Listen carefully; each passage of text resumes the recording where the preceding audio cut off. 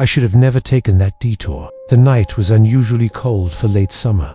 The kind of cold that seeps through the car windows even when they're rolled up tight. My GPS flickered, then froze, leaving me with a blinking arrow on a blank screen. I told myself it was just bad reception, but deep down, something felt wrong. The highway had been empty for miles. No lights, no passing cars. Only the soft hum of my tires against cracked asphalt and the whisper of trees bending in the wind. I needed a place to rest, just for the night. That's when I saw an old sign barely standing.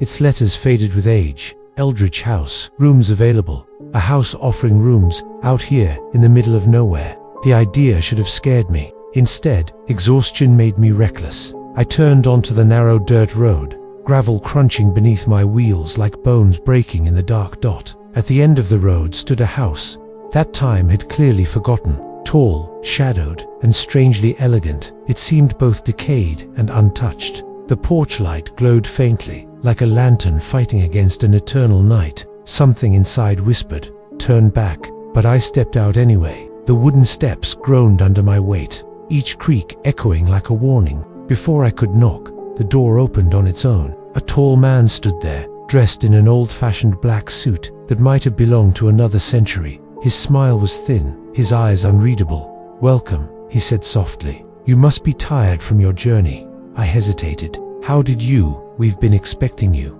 Those words wrapped around me like a cold chain. Expecting me? How could that be? I almost turned back, but the warmth spilling from the hallway lured me inside. The interior was beautiful polished wood floors, chandeliers that glowed with a golden hue, portraits of strangers whose eyes seemed to follow my every move. A faint ticking echoed through the halls, though I saw no clocks. "You'll find everything you need in your room," the man said. "Dinner will be served shortly." Before I could ask a single question, he disappeared into the shadows. My room was immaculate. A canopy bed draped in deep crimson sheets, a writing desk stacked with blank paper, a window overlooking the endless forest. For a house that looked ancient, everything inside felt preserved. I set my bag down and glanced at the clock on the wall. Midnight exactly. I blinked. The second hand didn't move. I tapped the glass. Nothing.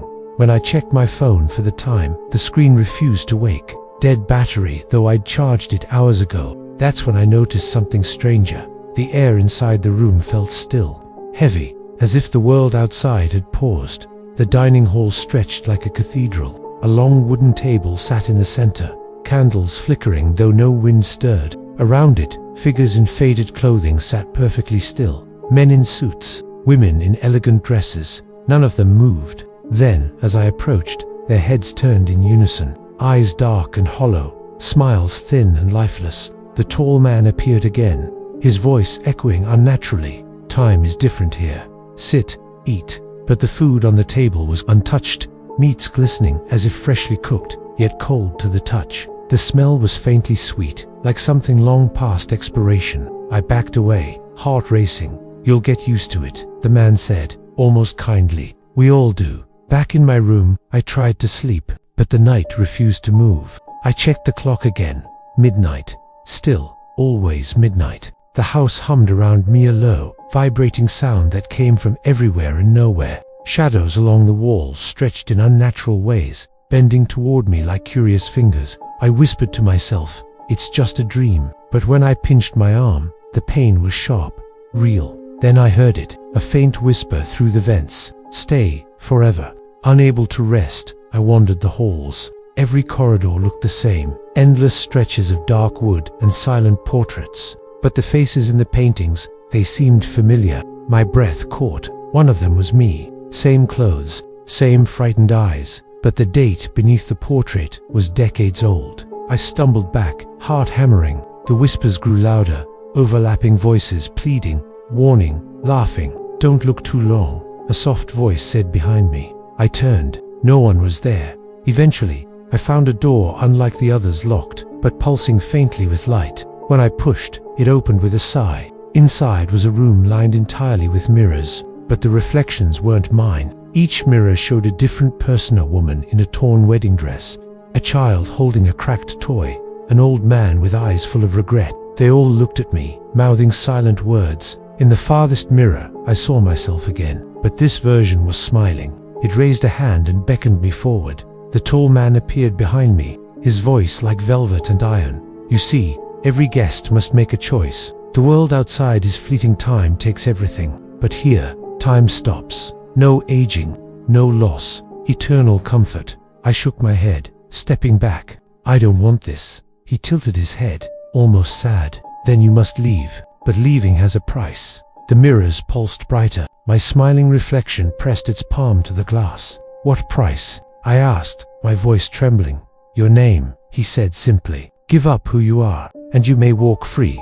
I ran through endless corridors, past frozen faces and silent clocks. The front door loomed ahead. I grabbed the handle and pulled. Behind me, the house groaned, its walls shifting like a living thing. Rooms twisted, hallways stretched. My own reflection appeared in every window, watching, waiting. I screamed my name over and over, holding onto it like a lifeline. Finally, the door burst open. Cold night air rushed in. I stumbled outside, heart pounding. The forest stood silent, the path to the highway impossibly clear. But when I checked my phone, the time still read 12 a.m. I drove 4 hours, or maybe minutes. The road eventually returned to the highway, lights of a distant town glowing on the horizon. Relief washed over me until I passed a sign on the roadside. It read, "Welcome to Eldridge House, rooms available." And beneath it, in smaller letters, a name was carved into the wood. My name. My phone buzzed for the first time all night. One new message, from an unknown number. You left something behind. I threw the phone onto the passenger seat, but the message stayed burned in my mind. Because deep down, I knew the truth. I never really left. Time doesn't move for those who belong to the house. And now, it knows my name. Some doors should remain unopened. Some houses are not meant to be escaped. If you ever find yourself on a road that shouldn't exist, and see a house where time stands still, remember my story. Because once you enter, it might already be too late.